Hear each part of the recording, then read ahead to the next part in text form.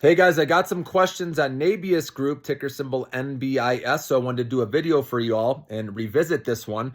So this is one I initially recommended after the DeepSeek dip where it went under $30 a share. And we rode this all the way back up to $50. Then they had their earnings report and they missed on revenue expectations, even though they did show solid year over year revenue growth and their losses were bigger than expected. So I told you guys I got out of it, made my money, locked in the profits. I sold in the lower 40s. Okay, I think it was around like 43 bucks a share.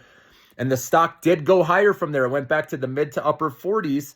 And a lot of people were commenting saying, oh, I can't believe you sold. I'm glad I held on to my shares, right? This is where you have to get used to when you sell, having the stock go higher after that, because we're never going to catch the exact bottom and the exact top. And this is why it's important to stick to your principles no matter what anyone else is doing or saying, guys. When for me, my red flags are if a company misses on earnings, and again, I'm talking about the short-term trading account right now, okay? So if a company misses earnings, there's no need of sticking around in that stock, okay, because the momentum isn't there, right? I look for stocks that beat on their earnings and raise guidance, ideally, so then you can have some momentum, making money going into the next earnings report, okay? Also, my other red flags are if there's accounting issues, I don't touch it because that could be a problem down the road, and why risk it? Also with short seller reports, like AppLovin, for example, got one of those today or yesterday. I don't touch stocks that have short seller reports either because it's an overhang, a dark cloud on the stock, especially ones that have gone up a lot. So again, these are my principles and I stick to them no matter what. Even if a stock continues to go higher, I accept that. So it takes time though to do that. Trust me, I understand. It's still, right, when you see a stock go higher than when you sold, you're like, darn, right? But you got to move on. It's part of the game, okay?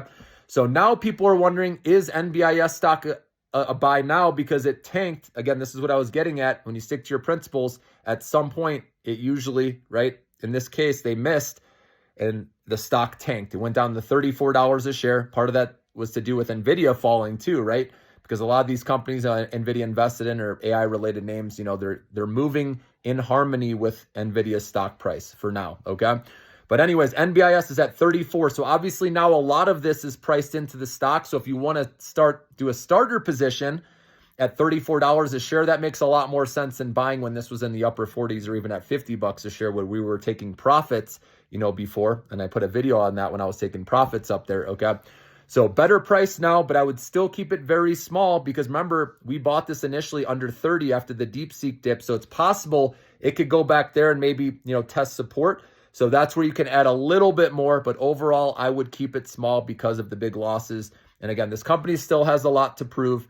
But like I said, if you are willing to hold for a little bit and they can go through another couple earnings reports and they start showing improvement, you could be rewarded down the road.